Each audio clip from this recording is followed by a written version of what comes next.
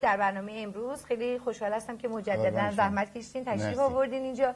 لطف کنین یک مقدار در مورد ارتش اون موقع صحبت بکنید. آقای احمدی، شما فرمودین که وضعیت بسیار نابسامانی بود، کلی از فرمانده‌های ارتش و کسانی که دستن در کار بودند در پست‌های بالا اینا همه یا زندانی شده بودند یا تسلیه شده بودند. با این وضعیت نقش نیروی دریایی، زمینی و هوایی ارتش جمهوری اسلامی ایران در آغاز جنگ به چه صورتی بود؟ و این ارتشی که به این شکل نابسامان از هم پاشیده بود چطور موفق شد که جنگ رو پیش ببره؟ با سلام به شما و بینندگان گرامی.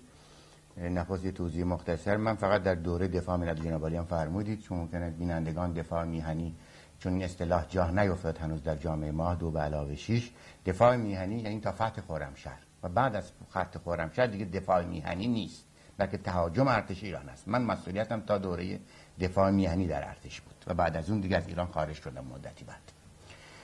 اما در رابطه با سوالی که فرمودید، اینجا چند تا مطلب هست، من بایستی خیلی دقیق به طور سیستماتیک براش یک پاسخی بدم برای بینندگان گرامی. و اون این هستش مسئله روانشناسی سازمان، روانشناسی هر ملت، روانشناسی هر سازمان درجه ویژه‌ای برخوردار است از نظر نوع تصمیم گیری. در جنگ هم همینطور است.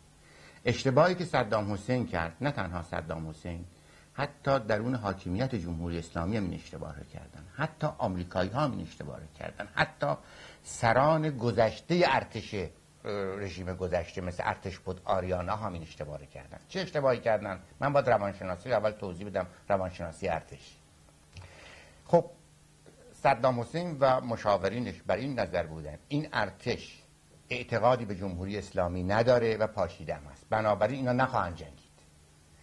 بر همین اساس تاکتیک های نظامی خودش رو به گونه انتخاب کرد به طول مرز 1000 کیلومتر از شمال مرز تا بخش جنوبی مرز، از غرب کشور ایران تا جنوب 12 لشکر پیاده نظام وارد کرد به طور گسترده که 5 استان ایران رو تقسیم بکنه و بر این باور بود این ارتشی که نخواهد جنگید چون اعتقادی به حاکمیت جمهوری اسلامی نداره که به جنگی و با این پاشیدگی 5 استان ایران رو تجزیه بکنه، تقسیم بکنه و بر همین مبنا 1000 خبرنگار از تمام جهان آماده کرد که بیاد در اهواز و پیروزی ارتش عراق و شکست ایران رو اعلان بکنه به جهانیان. اینا همه واقعیت‌هایی است که او پیش بینی می‌کرد. خب از این که ارتش ایران اعتقادی به حاکمیت جمهوری اسلامی نداشت، اکثریت ارتشیان ایران میتونم بگم بالغ بر 90% افسران، 95% افسران ایران اعتقادی به جمهوری اسلامی و حکومت اسلامی نداشتند. این واقعیتی است. خود جمهوری اسلامی و خود آقای خمینی و سران حزب جمهوری اسلامی هم اعتقاد نداشتن که این ارتش میجنگه. به همین دلیل اینا پیشنهاد کرده بودن که وقتی حمله عراق شد جنگ چریکی بکنن با عراق، چون معتقد بودن که این ارتش، آقای خمینی بارها گفت 3 ماه قبل از شروع جنگ با آقای خمینی مراجعه کردند. سرهنگ کتیبه، رئیس اداره دوم اطلاعات و ضد اطلاعات ارتش جمهوری اسلامی و سرلشکر فکوهی، سرتی فلاحی مراجعه کردند. بر اساس اطلاعاتی که از درون خاک عراق دارند، از درون ارتش عراق دارند، ارتش عراق آماده است برای حمله به ایران. آقای خمینی میگفت نه، این ارتشی میخواد ما رو بترسونه. آقای خمینی بارها در محافل خصوصی نزدیکانش گفت این ارتش سرود شاهنشاهی خونده. این اعتقاد از اینکه در سخنرانی هاش میگفت این ارتش اسلام هست باور واقعیش نبود. بعدا نشان داد که باور واقعیش نبود. بر اساس همین چیزی که من قانون اساسی جمهوری اسلامی، آقای خمینی دنبال ارتش مکتبی بود که جهان اسلام رو منتقل کنه. ارتش کلاسیک ایران که جهان اسلام رو 95% که اعتقاد اصلا با حاکمیت نداشت، ارتش اسلام رو انتخاب. برای دنبال یک ارتش جدید بود که سپاه پاسداران توش در بیاد که در آمد. خب پس بنابراین اینجا برمیگردیم روانشناسی اشتباه صدام این بود که این ارتش نمیجنگه. اما اتفاقی که افتاد این بود، این ارتش درست حاکمیت جمهوری اسلامی رو قبول نداشت، ولی مسئله غرور ملی، احساسات ملی که یک کشور کوچک، کشور عربی که همیشه از نظر ملی هم یک سابقه تاریخی داشت، وقتی عراق اعلان کرد که قادسیه دومی رو آغاز کرده است، این غرور و احساسات ملی همه ارتشیان ایران را، اکثریت ارتشیان، همه که حرف نادقیقی است، اکثریت نظامی را وارد جنگ شدن، چون جنگ کلاسیک بود. این نبود که سپاه پاسداران که در اون زمان فقط 20,000 نفر بود که در کار دادگاه ها و حفاظت شهرها انجام میداد در مقابل میگ 21 به جنگه، که یا در دریا در مقابل ناوچه‌های موشک‌انداز که سپاه پاسداران نمیتونست به جنگه، در مقابل تانک های مدرن که سپاه پاسداران نمیتونست به جنگ. پس این ارتش کلاسیک بود که تونست دفاع کنه، بیسته. حالا این احساسات ملی رو توجه نکرده بودن. به همین دلیل افسرانی که بازنشسته شده بودن، بازخرید شده بودن، و جالب توجه این است 7 نفر از افسرانی که 2 ماه قبل از شروع جنگ در یک کودتای به نام کودتای نوشه میخواستن جمهوری اسلامی رو سرنگون بکنند، اونها از زندان داوطلب شدن، رفتن تو هواپیما جنگیدن و کشته شدن. همه اسامی اینا هست. در این دوره دفاع میهنی عمدتاً ارتشیان ایران 48,000 نفر کشته شدن جمع جنگ، ولی اکثریتشون مربوط به این دوره 18 ماه هست. حالا من یک توضیح میدم. وقتی که آقای خمینی بدون که خودش متوجه باشه در روز اول حمله عراق، یعنی 31 شهریور، وقتی سرتاسر ایران به 10 کشور حمله کرد و وارد خاک ایران شد، نیروی هوایی ایران در روز 1 مهر ماه، این خیلی مهمه، چیزی که پیش بینی نمیشد، همون نیروی هوایی که اعتقادی به جمهوری اسلامی نداره، در روز 1 مهر ماه در پایگاه وحدتی در حضور رئیس جمهور وقت آقای بنی صدر بلند میشن، افسران شاهنامه بعد از شاهنامه سرود ایران میخونن و پشت هواپیما میشینن و میرن به تمام عمده ترین پایگاه های نیروی هوایی عراق رو بمباران میکنن با 140 پرواز که غیر قابل پیش بینی بود. و مدت کوتاهی بعد عراق آنقدر وحشت زده شد که هواپیماهای خودش رو به کویت و اردن فرستاد. این خیلی مهم از نظر تاکتیک و از نظر تاریخ روانشناسی. این پیچیدگی ملت ایران نشون میده.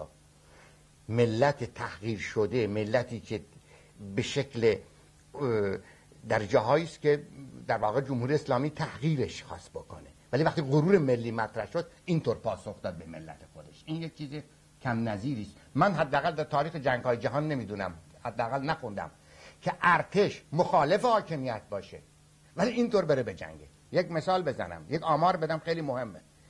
از 850 خلبان جنگنده نیروی هوایی ایران 201 خلبان کشته شدن در جنگ و 53 خلبان اسیر. این هر 4 نفر تقریبا 1 نفر جان داد. اینا اعتقادی به اسلام نداشتن، که اعتقاد اسلام شخصی داشتن، هر کس میتونست داشته باشه نه داشته باشه، ولی اعتقادی به حکومت و نظام اسلامی نبود. این اعتقاد میهنی بود، اعتقادی بود غرور ملیش مطرح بود. در جاهای دیگه اتفاقات افتاده، توضیح خواهم داد. خب این بخش نیروی هوایی توضیح دادم کوتاه در بین صحبتام. در مورد نیرو زمینی چه وضعی داشت؟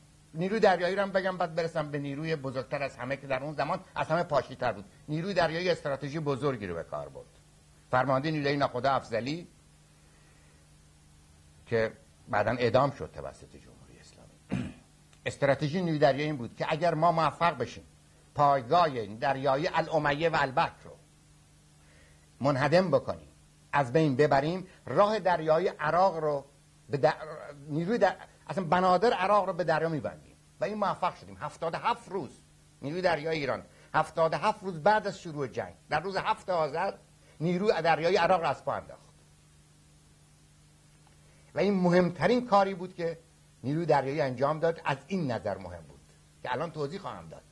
با بسته شدن راه صدور نفت عراق، جنگ نیاز به کالا دارید. از کجا می‌خواست کالا؟ راه زمین بسیار دشوار است، آوردن ولی از راه زمین طولانی شد برای عراق. در همین جا بود که برای اولین بار معلوم شد برای صدام حسین که نه، تمام تصوراتش بیهوده بود و نیروی دریاییش از بین رفت. واقعا تقریبا میشه گفت نابود شد، راه دریا بسته شد. بعداً اجازه بدید توضیح بدم در بخش دیگه صحبتم بعد از نیرو زمینی که چه اتفاقی اینجا افتاده. وقتی کشورهای عربی که 17 میلیارد دلار وام دادن حالا داشتن 60 میلیارد دلار به ایران غرامت بدن که جنگ رو قطع بکنه، به خاطر اینکه دریا در اختیار نیروی دریایی بود. هر آن تمام مخاطرات صدور نفتشون در مخاطره قرار می‌گرفت که تصور نمی‌کردن قبلا چه اتفاقی بیفته. یکی از علتی که 60 میلیارد دلار غرامت در ماه فروردین 1360 حاضر بودن که توسط کنفرانس اسلامی و کشورهای غیر متحد نماینده فرستادن که قطع بشه جنگ، ناشی از پیروزی نیروی دریایی ما بود. البته نقش نیروهای دیگه هم جای خودش. من در مورد نیروی زمینی یک توضیح بدم چون سوال شما تکمیل بشه. نیروی زمینی ایران کاملا پاشیده بود موقع جنگ. وقتی لشکر 92 زرهیش که فقط 38 تانک داشت نیروی زمینی بسیج شد، فقط یک واحد نیروی زمینی در غرب کشور به فرماندهی سرهنگ ستاد بوچنگ عطاریان که 2 سال بعد از این تاریخ در جمهوری اسلامی اعدام شد، این واحد توانست در مقابل ارتش عراق نیروی زمینی مقاومت کنه و 84 تانک در روز 7 مهر ماه از عراق بستاند. بقیه واحدهای لشکرهای ایران 8 لشکر 48 روز طول کشید تا آمدن به جبهه. آمادگی نداشتن. نقش نیرو هوایی و هوانیروز بسیار برجسته بود. یعنی نقش نیرو هوایی نقش توپخانه رو بازی میکرد. ارتش عراق آمد تا 10 کیلومتری پایگاه وحدتی کرخکور. 10 کیلومتر مونده بود که پایگاه نیرو هوایی ما رو بگیره. به همین دلیل با خمپاره هاشون میزدن به پایگاه وحدتی برای اینکه هواپیما منفجر نشه. پایگاه وحدتی هواپیماشو برد در همدان. یعنی عراق آمده بود تا 20 کیلومتری اهواز.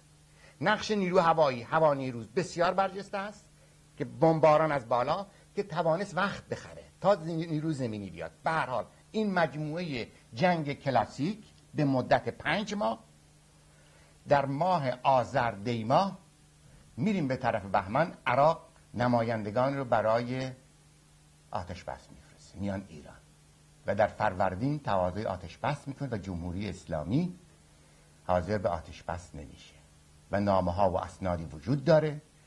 رئیس جمهور وقت نامه می‌نویسه با آقای خمینی که الان بهترین موقعیت ما با گرفتن 60 میلیارد دلار جنگ رو خاتمه بدیم، آتش بس، برگردیم به مرزهای بین‌المللی. این در فروردین نشست است. سلام به شما و بینندگان گرامی. در آغاز باید بگم که الان روزهایی هستیم یا به طرف روزهایی داریم میریم که از سال 1159 22مین سالگرد جنگ ایران و عراق هست که به همین مناسبت این گفتگوها رو در خدمتتون هستیم. درباره دفاع مقدس 8 ساله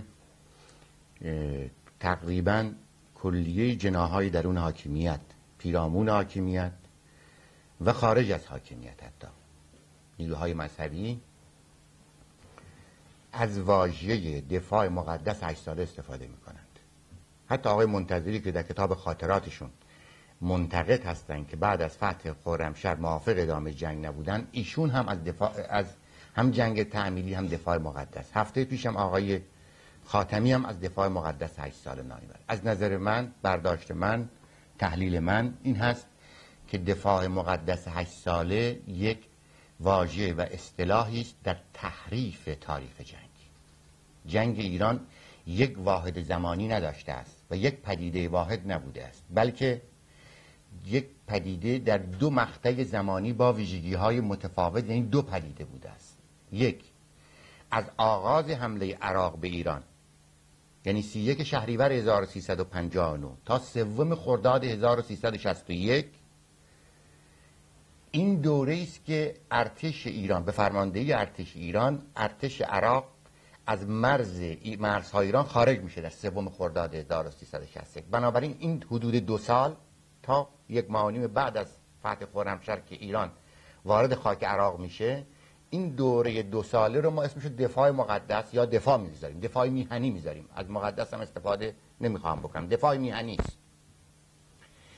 بعد از اینکه جمهوری اسلامی وارد خاک عراق میشه از 22 تیر ماه 1361 تا 26 فروردین 1367، در این دوران دیگه دفاع مقدس نیست، به خاطر اینکه صدها هزار نیروی ایران در خاک عراق برای تصرف بصره هم عملیات انجام میدادن. 40 عملیات انجام دادن از درون اسناد خود جمهوری اسلامی که در این 6 سال آقای هاشمی رفسنجانی فرمانده جنگ بوده است. از درون خود کتاب ایشون میشه استدلال کرد که این دفاع نبوده بلکه حمله بوده است. مثلا به عنوان مثال من الان اینجا خدمتتون میخونم که چرا دفاع مقدس نبوده. این کتابی است که 2 سال پیش منتشر شده، مربوط به گفتگوهای آقای رفسنجانی است که در اینجا ایشون میگه، به طور مشخص بیان میکنه که من الان میخونم، میگوید بیش از 100 کیلومتر در خاک عراق پیش رفته بودیم، به کرکوک نزدیک میشدیم و امکان حمله به کرکوک از کردستان برای ما به وجود آمده بود. حتی طراحی آزادی اسرای خودمان را در موصل داشتیم، یعنی تا این مقدار در کردستان عراق حضور جدی داشتیم. در عملیات کربلای 5 ما به پشت بصره رسیدیم. میخواستیم صفحه 92 این کتاب، میخواستیم خود را به جاده بصره بغداد وصل کنیم. بنابراین امام اصلا موافق نبودند که آتش بس پذیرفته شود. در همین موقع است که خارجی ها می آیند، گروه 8 نفری هیئت صلح دوباره آمدند، افراد دیگری هم آمدند، امام یک کلمه عقب نشینی نکردند. یعنی بعد از فتح خرمشهر وقتی ارتشی بیش از 100 کیلومتر در خاک یک کشور هست میخواد بصره تصرف کنه، بغداد رو تصرف کنه، صدام رو سرنگون بکنه، این اسمش دفاع است؟ این اسمش تهاجم است. همون تهاجمی که عراق صدام حسین در 31 شهریور به خاک ایران کرد، اگر اون نامش تهاجم هست که واقعا تهاجم بوده است، کار جمهوری اسلامی هم در اون 6 سال تهاجم است. ولی جمهوری اسلامی میآید اون 2 سال دفاع واقعی رو با این 6 سال تهاجم خودش وصل میکنه، به هم اسمش میذاره دفاع مقدس.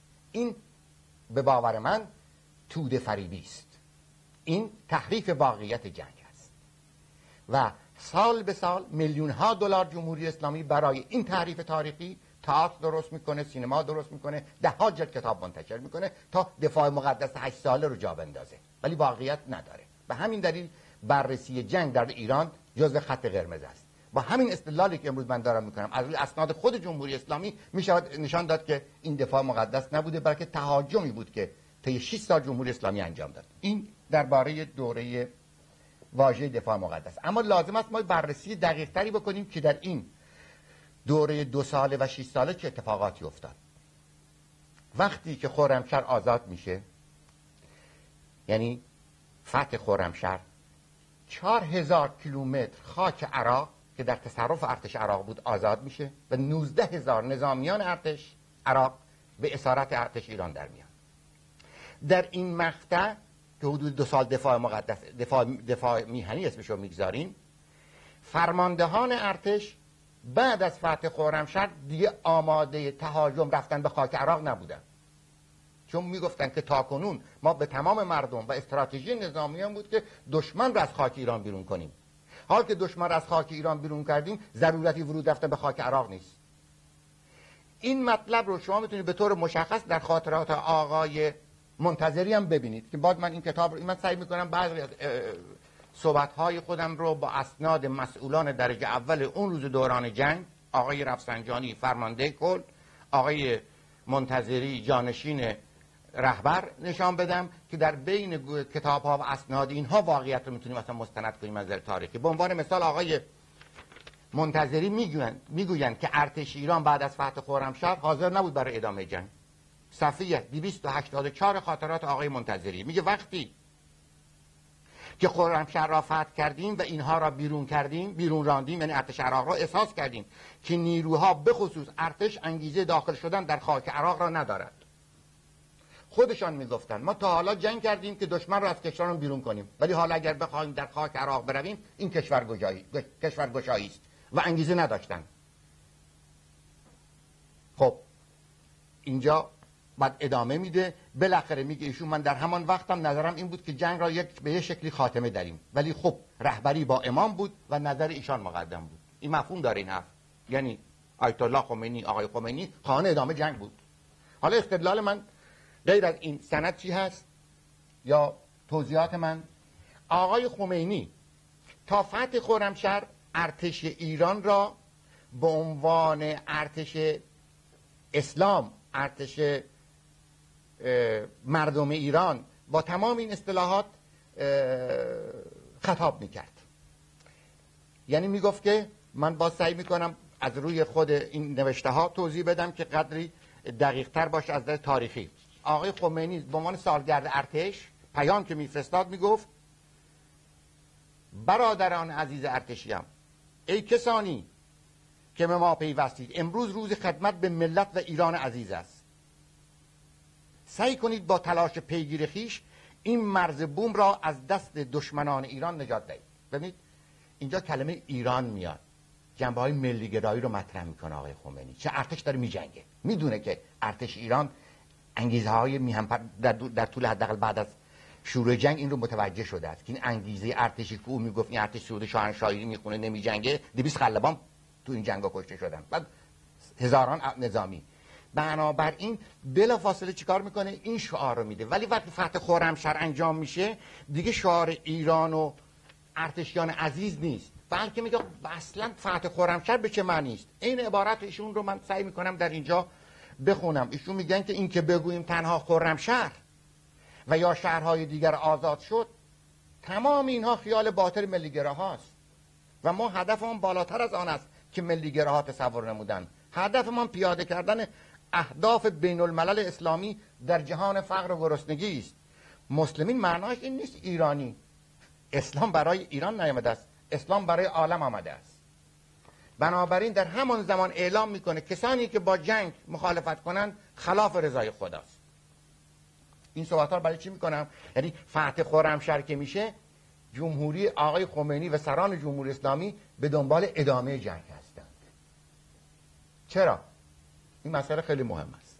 چه هدفی دنبال میکردن؟ یک، با ادامه جنگ بر این باور بود آقای خمینی که میتونه بصره رو بگیره با اطلاعاتی که آقای رفسنجانی با ارتش فرمانده کل قوات داد و بصره رو بگیره و صدام رو سقوط بده. دوم، ارتش ایران رو در واقع سپاه پاسداران رو به مرور با ادامه جنگ که ارتش مخالف ادامه جنگ نیست، فرماندهی سپاه رو، فرماندهی ارتش رو میده، جبهه‌های جنگ میده سپاه پاسداران و این کار رو کرد. کم کم از ارتش خودش به تدریج ریزش خواهد کرد. جانشین کردن سپاه به جای ارتش، صدور انقلاب اسلامی به زعم خود، سرنگونی صدام. سه، ایجاد رعب و وحشت در جامعه. در پوشش جنگ از سال 1361 خاصه از سال 60 خرداد 61 تا سال 1367 سیاه‌ترین دوران اختناق جامعه ایران هستش. در طی به نظر من دو قرن اخیر، شاید بیشتر. و پایانش کشتار خونین فاجعه ملی 1367. بنابراین این جنگ وسیله‌ای بود که در واقع تونستن تمام ابزارهای قدرت خودشون رو تثبیت بکنند. یک، اما در رابطه با این که گفتم بعد از فتح خرمشهر، اینجا خیلی نکته مهمی هست. وقتی فتح خرمشهر انجام میشه 3 جلسه در حضور آقای خمینی تشکیل میشه. هیچ یک از فرماندهان نیروهای سگانه، نیروی زمینی، هوایی، دریایی در این جلسات برای تصمیم گیری ادامه جنگ دعوت نمیشن. در حالی که در پیام قبلی خوندم ارتش چه پیامی قبل از فتح خرمشهر تک تک فرماندهان نیرو گاهگاهی با آقای خمینی ملاقات میکردند. در این عرصه حساس چرا فرماندهان سه نیرو حضور پیدا نمیکنند؟ در این جلسات آقای رفسنجانی به عنوان نماینده امام در شورای انقلاب، نخست وزیر آقای موسوی، آقای اردبیلی رئیس قوه قضاییه و فرماندهان سپاه پاسداران، آقای ظهیرنژاد هم به عنوان چاشنی در واقع اینجا شرکت میکنه. در این فرمان نیرو اساس نبرد سه نیرو رو در این دوران جنگ داشتن. در همین لحظه فرماندهان ارتش میبینن که بله، گویا تصمیم به ادامه جنگ وجود داره. از ناخدا افضلی میخواهند که آقا شما طرحی تهیه بکنید، حضوراً با آقای رفسنجانی ملاقات بکنید و بگید ادامه جنگ چی هست، توضیح بدید. خب به تصادف تاریخ یا هر چیزی این قرعه به نام من اصابت میکنه که من ناخدا افضلی من مراجعه میکنه که من طرحی تهیه کنم در 8 صفحه 10 صفحه کم که توضیح بدیم چشم انداز ادامه جنگ چی خواهد بود. ما به اتفاق حدود 2 هفته یا 3 هفته، تقریبا تاریخ دقیق روز نمیدونم، بعد از فتح خرمشهر رفتیم حضور آقای رفسنجانی در منزل ایشون صبح ساعت 7 صبح حدود 2 ساعت صحبت کردیم راجع به اینکه ادامه جنگ چه خواهد شد. این جنگ بر اساس طرح کیزینجر، استراتژیست سیاسی آمریکایی، این جنگ 2 بازنده باید داشته باشه و اونجا توضیح داده شده شما امکان نداره بتونید عراق رو، ما بتونیم با وارد شدن خاک عراق در بلند مدت اینها رو در این جنگ شکست بدیم. اصلا امکان پذیر نیست. تمام اینا رو ستلایت های آمریکایی کنترل میشن. به یک نحوی شما رو، ارتش ایران رو، سازمان نظامی ایران رو و عراق رو با بازی خواهند داد، ادامه خواهند داد سالها که هر دو ضعیف‌ترین قدرت بشن و اینطور نیست شد. عراق به ضعیف‌ترین مواضع خودش و ایران به ضعیف‌ترین مواضع. البته عراق از نظر نظامی تضعیف شد ولی از نظر اقتصادی بزرگترین ضربه رو خورد که دیروز دو صحبت‌های من در جلسه قبل بود. خب بعد از اینکه از منزل آقای رفسنجانی آمدیم بیرون، ناخدا افسری تو ماشین نشستیم رفتیم منزلش. این اواخرم اتفاقا صحبت می‌کردم با نزدیکان او از خانواده او. رفتیم در منزل ایشون، گفت آقا نظر شما چی بود با آقای رفسنجانی؟ گفتم هیچ آقا، ایشون کاملا میفهمه ما درست میگیم، فکرش ادامه جنگ است، هیچ نتیجه‌ای نداره. نقش آقای بنی صدر که در اون دوران رئیس جمهور ایران بودند، ایشون چه نقشی داشتند؟ آیا به عنوان یک رئیس جمهور با نظر شما موافق بودند و یا نه حمایت میکردن از نظر رهبری و آقای رفسنجانی؟ نه، ببینید آقای بنی صدر تا خرداد 1360 بود. جنگ فتح خرمشهر 1 سال بعد انجام شد، ولی تا زمانی که آقای بنی صدر فرمانده کل قوا بود، ایشون در سمت و سو، یعنی خط فکری او و خط فرماندهان ارتش در دفاع ملی یک سمت و سو بود. یعنی رئیس جمهور بنی صدر موافق بود که رهبری هدایت جنگ در دست متخصصین کلاسیک باشه. حزب جمهوری اسلامی که در آن مقطع اولم آقای خمینی از اونها حمایت میکرد، بعد چرخش کرد آقای خمینی به طرف رئیس جمهور بنی صدر، یعنی او هم حمایت کرد تا سال 1960 که آقای بنی صدر خرداد بود دیگه. در این فاصله حمایت میکرد از رئیس جمهور جنگ کلاسیک. بنابراین خط رئیس جمهور با حزب جمهوری اسلامی 2 خط جداگانه بود. اونها میخواستن بازوی مسلح سپاه پاسداران رو در بلند مدت از درون جنگ مسلط بکنن بر ارتش و ارتش حذف کنن. رئیس جمهور بنی صدر موافق بود که جنگ کلاسیک در ارتش باشه. یکی از عللش، به نظر من یکی از علل حذف رئیس جمهور بنی صدر وحدت فکری و عملی به وجود آمده بود در این دوره جنگ در رابطه با جنگ عراق. اگه این ارتش پیروزمند به وجود می آمد، یعنی در سال 1360 حتی قبل از فتح خرمشهر، این مردم چه حتی فتح خرمشهر، مردم چه برداشت از ارتش داشتن در آستانه انقلاب؟ سازمان‌های سیاسی چه برداشتی داشتن؟ اکثریت سازمان‌های سیاسی، نمیگم همه، مثلا ارتش ضد خلقی نابود باید گردد، ارتش خلقی ایجاد باید گردد. و بعد هویت این ارتش در عمل نشان داده شده بود که این ارتش وقتی مثلا دفاع ملی هست، یک ارتش ملی است. امروز که دارم صحبت میکنم این رو برای کسانی سوء تفاهم نشه باز تکرار بگم، امروز اون ارتش وجود خارجی دیگه نداره. من دارم صحبت میکنم ارتشی که در دوران جنگ بود دیگه هم که ارتشی وجود خارجی نداره. مجموعه کسانی در آستانه انقلاب در ارتش ایران بودن امروز به تعدادشون 100 نفرم تو ارتش فعلی نیستن. ما داریم بررسی تاریخی میکنیم، توضیح تاریخی میدیم که این واقعیت چه توهمات غلط و برداشت‌های نادرستی در تاریخی نه تنها حاکمیت و دیگران هم داشتن. حتی ارتشبد آریانا فکر میکرد که اگر الان بلند شه بره در رضاییه با 2 گردان رادیو رضاییه رو بگیره پیام بفرسته، ارتش ایران میاد به طرف ارتشبد آریانا. و دیدیم نشد، سرکوبش کردن در همونجا.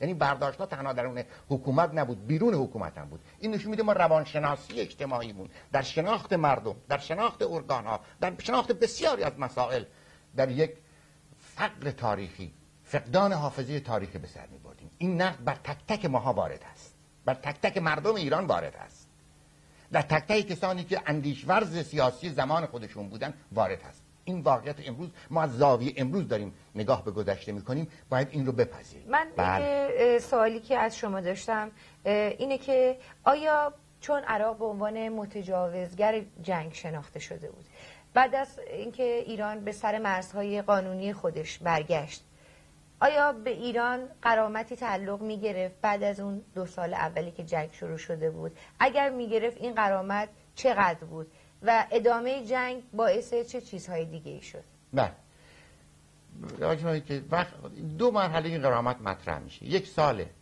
فروردین اردیبهشت 1360 که قبلا توضیح عرض کردم تو جلسات قبلی، یکی بعد از فتح خرمشهر. جمهور آقای رفسنجانی که فرمانده جنگ در 6 ساله دوم بود کوشش میکنه بگه همچین غرامتی وجود نداشته است.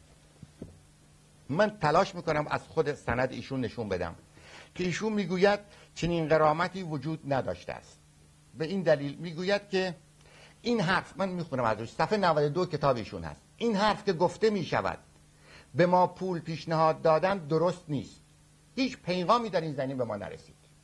ایشون به عنوان فرمانده جنگ کتاب منتشر میکنه، با صراحت میگه، در حالی که در یادداشت‌های روزانه ایشون به طور مشخص میتونیم نشون بدیم که غرامت وجود داشته و در روزی که ایشون 8 اسفند هست در یادداشت روزانش در این کتاب می‌نویسه. بله می‌نویسه شب در جلسه شورای عالی دفاع شرکت کردم. گزارش جبهه‌ها و بحث درباره تهیه مهمات ضروری پیشنهاد پالمه معاون کورت وارتایم مدیر دبیرکل سازمان ملل متحد. پالمه خروج عراقی‌ها را پذیرفته، مذاکره درباره مرزها من جمله اروند می‌خواهد.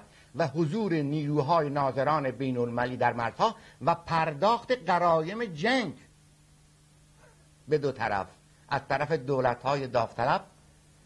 یعنی اگه شما در اینجا میگید که غرائم نمیدادن، در اینجا تو یادداشتات معلومه که یادداشت شما معلومه که غرائم وجود داشتن. مضافاً 2 هفته بعد ناخدا افضلی حضور آقای رفسنجانی میره، با در یادداشت‌های روز 25 اسفند ایشون نوشته است در این کتاب، میگه امروز ناخدا افضلی به اینجا آمد و در اینجا میگه که بله، در اینجا توضیح میده که کشورهای نفتخیز منطقه، ناخدا افضلی میگه مایلند 60 میلیارد دلار خسارات جنگ را از طرف صدام به ایران بدن. توجه فرمایید، ناخدا افضلی از کجا آورد؟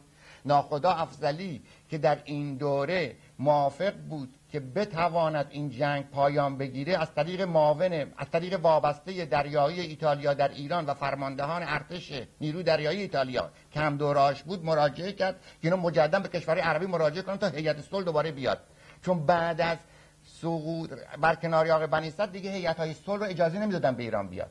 این یک کوشش بود. بعد اینم سند نشون میده که بس غرام جنگ وجود داشت. در 3 جلسه گذشته راجع به 2 مقوله که این 2 مقوله بسیار مقولات مهم هست در بازشناسی مسائل جنگ ایران عراق که امکان طرح این مسائل در درون جامعه ایران نیست. یکی مقوله جنگ تحمیلی است که توضیح دادیم چرا این جنگ به این مفهوم نبوده است، به دلیل اینکه پیش زمینه و عللی که باعث شروع جنگ شد ضمن محکوم کردن صدام حسین به عنوان متجاوز و آغازگر جنگ، بخش آن سوی سکه را هم توضیح دادیم که چه عواملی و عللی باعث شروع جنگ شد. این محور مباحث گفتگوی ما بود با توضیحات در جلسه اول دوم و جلسه سوم درباره مقوله 2 به اضافه 6. 2 به اضافه 6 یعنی 2 سال نخست جنگ رو جنبه تدافعی توضیح دادیم و امروز این جلسه میخوایم توضیح بدیم 6 سال بعد چرا جنگ تهاجمی بود و در این دوره 6 ساله چه گذشت. در اون 2 سال نخست توضیح دادیم که فرماندهی ارتش بر جنگ بود، هدایت جنگ بود تا فتح خرمشهر. بعد چه تصمیماتی گرفته شده در حضور آقای خمینی که به ادامه جنگ بدن و هدفشون از ادامه جنگ چه بوده است. حال وارد این میشیم که چگونه 6 سال جنگ ادامه پیدا کرد، چه ویژگی هایی داشت. خب جنگ کلاسیک ایران در با هدایت فرماندهان نیروی زمینی، هوایی، دریایی کسانی بودند که من بخشی از بیوگرافی عمده ترین افرادی که در این دوره دفاع میانی در فرماندهی ارتش ایران در 3 نیروی مسلح بودن، هوایی، دریایی، زمینی، اینها رو در کتاب تحقیقی درباره انقلاب ایران بیوگرافیاشو معرفی کردم و در اونجا این توضیح هست که به طور متوسط این فرماندهان 28 سال سابقه تحصیل و فعالیت در نیروهای سگانه هر کدوم داشتن. از رده در بخش زمینی از فرمانده دسته تا فرمانده لشکر، سلسله مراتب رو از دوران نوجوانی، جوانی، بعد از فارغ التحصیل از دانشکده افسری تا دوره ستاد مشترک طی کردن در نیروی زمینی، هوایی، دریایی. حال شروع جنگ میشه در دست فرماندهانی قرار میگیرن فرمانده سپاه پاسداران که از بین این 9 نفر فرماندهان شورای مرکزی حتی 1 نفر دوره آموزش نظامی رو در حد آموزشگاه گوربانی ارتش هم ندیده بود. خب حالا میخواد به جنگ با ارتش کلاسیک عراق بره صدام رو سقوط بده. این یک تخیلی بیش نبود. به همین دلیل 45 حدوداً عملیات در طول 6 سال جنگ در خاک عراق انجام دادن برای فتح بصره. فرمانده جنگ چه کسی است؟ فرمانده جنگ آقای هاشمی رفسنجانی است که گویا حتی دور سربازی را هم خدمت نکرده است. فرمانده جنگ در تهران است و از تهران میخواهد جنگ رو هدایت بکنه. چگونه هدایت میکند؟ حالا من یه نمونه هایی رو مثال میزنم شاید قدری مشخص بشه که منظورم چی هستش. یکی این که در اینجا عمده ترین حرکت های اینها از طریق مقولات اسلامی دوران صدر اسلام مراجعه می کنند. بر پایه این نظریه نیروی عظیم جنگ رو به نیروی انسانی، به جوانان، نوجوانان از درون مدارس حدود 1 میلیون نفر جوان رو میارن در درون جبهه‌های جنگ. 70% نیروی زمینی نیروی بسیج تشکیل میدن. یک از افتخارات علی اکبر پرورش وزیر فرهنگ اون زمانی هستش که 1 میلیون دانش آموز رو به جبهه جنگ برده است.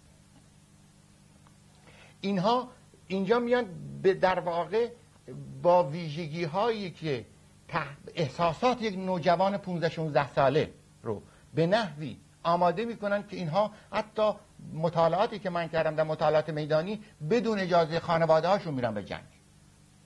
برای اینکه این افراد رو بسیج بکنن از آقای خمینی فتوا میگیرن. آقای خمینی فتوا میدهد. من این فتوا رو در اینجا میخونم از کتاب استفتاحات آقای خمینی. شما میتونید تو دوربین نشون بدید. میگه مادامی که صفحه 494 از انتشارات جامعه مدرسین حوزه علمی قم است این کتاب. 2000 فتوا خمینی در این کتاب است. میگوید مادامی که آقای خمینی که جبهه نیاز به نیرو دارد، رفتن به جبهه بر بالغین واجب است و رضایت والدین شرط نیست. بالغین چه کسانی هستن؟ از نظر شرعی، از نظر 14 سال و 6 ماه شمسی سنشون باشه و 15 سال قمری. جوانان که در دوران مدرسه راهنمایی کلاس 6 7 و 8 بودن از این سن به بالا میرن به طرف جبهه. نوجوانانی که بایستی زیباترین مهرها رو در این سن بگیرن میبرن به درون جبهه های جنگ. در دوران فاشیست هیتلری جوانا رو بردن به جنگ ولی پشت جبهه، ولی در جمهوری اسلامی درون جبهه بردن. جوانا رو بردن روی مینها. در سالگرد 20 سالگرد جنگ در روزنامه اطلاعات نوشتن، نمونه های وجود داشته و اینا ثبت کردن، حتی هنوزم به عنوان افتخارات میدونن که این نوجوان 14-15 ساله‌ای که تحت عنوان نوح خانی انواع چیزهای روانی که وجود آوردن برای احساسات یک جوان 16-15 ساله حتی رو مین بردن. اینجا من در پرانتز عرض کنم نخست قبل از که جوانا رو برن رو مین 5000 رأس خر خریدن که خرا رو برن رو مین. اینا شاید این صحبت ها میگم طنز باشه ولی فاجعه هست، واقعیت داره اینها. اینا من مطالعات میدانی تحقیق کردم درباره جنگ تو این سالها. بعد از اینکه خرا موفق نشدن جوانها رو فرستادن. خب در این دوره جنگ ویژگی جنگ چی بوده؟ هدایت جنگ بر مبنای مسائل مطروحه صدر اسلام، تکیه به امداد غیبی. کتابی منتشر کردم، بعداً منتشر کردم به نام جهاد و دفاع در اسلام. من این رو نشان میدهم، دفاع در اسلام اینجا نشان میدهم. در اینجا مسائل رو آموزش میدم به این نوجوانان به عنوان بسیج یا سپاه که من یه چند تا نمونهش رو اینجا قرائت میکنم که ببینیم اینا به چه هنوزم جزء دروس است. امدادهای غیبی از جانب خداوند مطابق شرایط خاص نازل می شود و رزمندگان اسلام را در بر می گیرد. این در جنگ باید به امداد غیبی مراجعه بکنند، توسل بجویند. از این نمونه ها زیاد هست. یا جوانان رو وعده می دهند که به بهشت خواهند رفت اگر در جنگ شرکت کنند. خداوند، این صفحه 82 این کتاب هست، خداوند به پاداش و ایمان و جهاد شما گناهانتان را می آمرزد و شما را در بهشت هایی که رودها از زیر درختانش جاری هست وارد می کند. انواع این مقولاتی که تفسیرهای به نظرم نادرستی است از اسلام. آیا جوان 14-15 ساله رو ببرن روی مین و یا در جنگ کلاسیک با عراق در برابر میگ 21 عراقیا بره با کلاشینکوف به جنگ در میدان جنگ تحت عنوان جنگ با کفار؟ واقعا 60% جنگندگان عراقی که ضمن اونها محکوم هستن سرانشون، جای تردید نیست، اونها به عنوان جنگ علیه کفار، مسلمان علیه کفار، واقعا سربازان ارتش عراق جز کفار بودن؟ این شعاری بود که آقای خمینی میداد. این جوانان رو به این شکل بردن به درون جبهه. و مضافاً بایستی من یک مطلبی رو در اینجا بگم، این مسائل تنها محدود به این کتاب که نمونه هاشو عرض کردم الان خوندم، بعدا مثلا نمونه های دیگری هست. هر کس در راه خدا جنگ کند و کشته شود یا پیروز گردد او را پاداش عظیمی خواهند داد. جنگ با صدام رو جنگ با در راه خدا مطرح می‌کرد. تمام این معقولات اسلامی رو وارد کردن و این جوانها رو بردن به درون جبهه و حتی خود رهبران فرماندهان سپاه پاسداران. بگذارید من یک نمونه در اینجا واقعا تأسف بار که فاجعه بار هست بخوانم، و آن اینکه عملیات رو فرمانده سپاه پاسداران به استخاره متوسل میشه. یعنی 100,000 جوان 100,000 نیرو رو در جبهه جنگ میکنن که استخاره کنن که آیا عملیات بکنن یا نکنن. در 512 کتاب عبور از بحران آقای رفسنجانی در صفحه 15 در اینجا وجود داره. میگه ظهر آقای محسن رضایی از دسفول تلفن کرد و گفت عراق در نایشوز دیشب حمله کرده. نگاه کنید، با تلفن حملات رو میخوان توضیح بدن. حمله کرده و از من میخواست که به جنوب بروم برای مطالب مهمی که دارن. گفتم ایشان به تهران بیاید. ایشان با یک جت F5 آمد. ساعت 4 بعد از ظهر به اینجا رسید. نیم ساعت در راه بود. معلوم شد حمله عراق موفق نبوده است. مشورت داشت که از محورهای دیگر حمله کنیم. پذیرفتیم. آقای رفسنجانی فرمانده ارتش پذیرفت. بعد چی میگه؟ میگه امام را هم زیارت کرد، یعنی فرمانده سپاه پاسداران، استخاره میخواست. این فاجعه است برای جنگ ایران. این فاجعه به این معنا فاجعه است.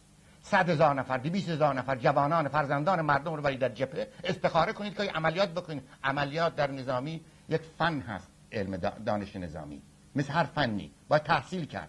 هوا زمین دشمن، جو زمین دشمن مطالعه بشه، عقب روی عقب نشینی تهاجم، اینا متناسب باید با شرایط. فرمانده جبهه‌ای که کوچکترین اطلاعات نظامی نداره از طریق تلفن هدایت میکنه جنگ رو. در خاطرات آقای منتظری هم هست که از جبهه تلفن میکردند که هدایت بکنه جنگ رو. من بازم اینجا به خاطر اینکه سعی میکنم صحبت‌های خودم رو مستند ارائه بدم به عنوانی که بماند حالا برای کسانی که میخوان مطالعه بکنن تاریخ جنگ رو، اینا نمونه‌هایی است که من عرض میکنم که در واقع آقای منتظری در خاطرات خودش هم توضیح میده. میگه خیلی از برنامه‌هایی که در خاطرات آقای منتظری است، خیلی از برنامه‌هایی که تنظیم شده بود لو رفت در جریان جنگ و بچهای مردم شهید شدن. من این چیزها را به امام منتقل میکردم. در آن وقت صدام خودش میآمد در جبهه فرماندهی میکرد. ما فرماندهی نداشتیم، با تلفن میخواستن کارها رو حل کنن.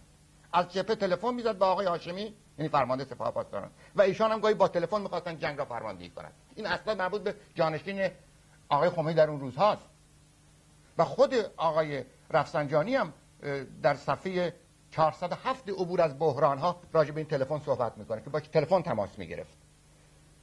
چی میگه؟ میگه آقای رضایی از جبهه تلفن کرد و گزارش جبهه رو داد.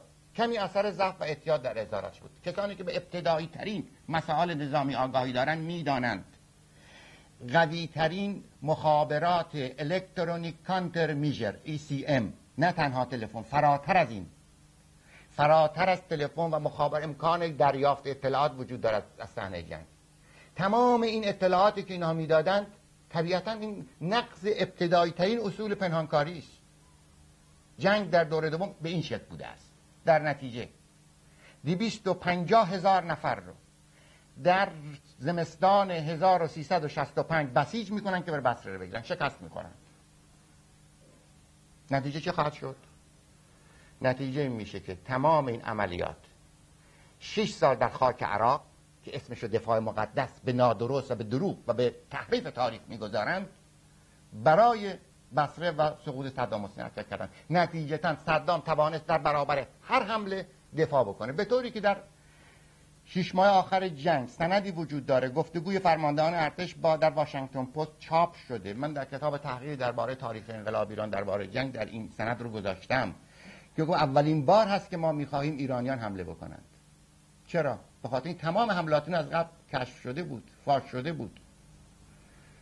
عراق بسیج میکنه، تمام مدت دفاع میکنه، نیروهاشو بسیج میکنه، سازماندهی جدید میده و با 1,000,000 نیرو در فروردین 1367 تمام مواضعی که جمهوری اسلامی تا 6 تا مثل جزیره مجنون، فا و غیره رو به زعم خودش گرفته بود که بره صدام رو سقوط بده، همه اینا در ظرف چند روز ادامه میده تا در تیر ماه 1367 حرکت میکنه ارتش عراق به طرف خاک ایران که مجددا خوزستان رو بگیره.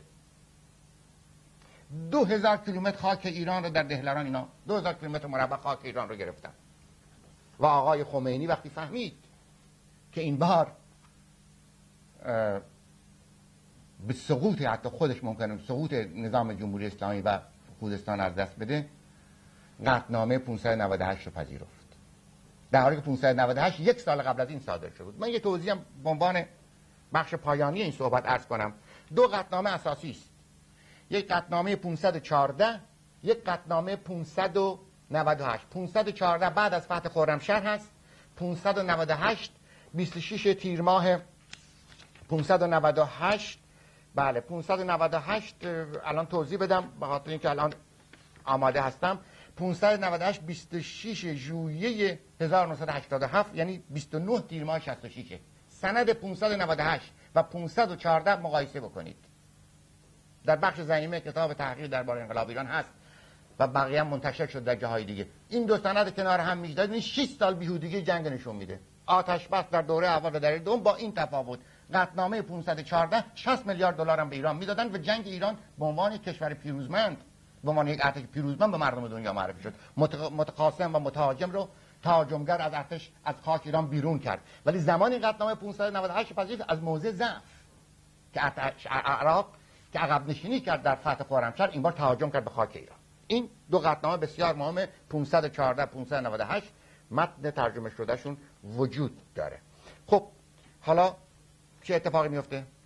اگر که اجازه بفرمایید ما وقت زیادی نداریم و من دو تا سوال دارم که اگر بتونیم به اختصار پاسخ بدین خیلی متشکر میشم.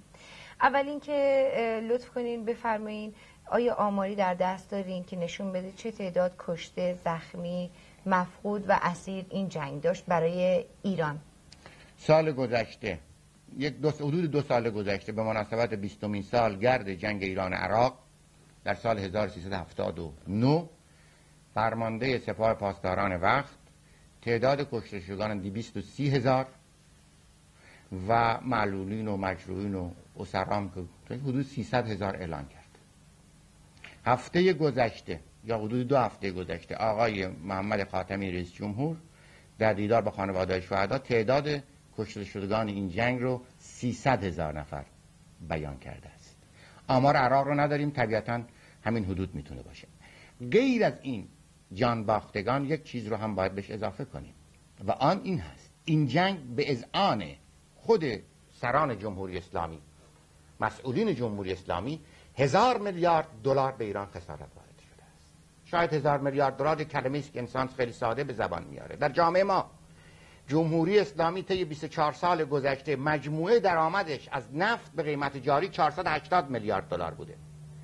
مجموعه 50 سال درآمد پهلوی‌ها در ایران از به 500 میلیون دلار نمی‌رسیده. یعنی 1000 میلیارد دلار به این بهاس به قیمت جاری فعلی که 20 میلیارد دلار حدوداً ایران درآمد داره، 50 سال درآمد نفت ایران خسارات جنگی به ملت ایران بوده است. این فاجعه بزرگی است. جنگ ایران عراق به مدت 8 سال یکی از فاجعه‌های بزرگ در قرن 20 است و یکی از طولانی ترین جنگ هاست. خیلی ممنون، متشکرم از اینکه در این 4 جلسه مهمان برنامه بودین.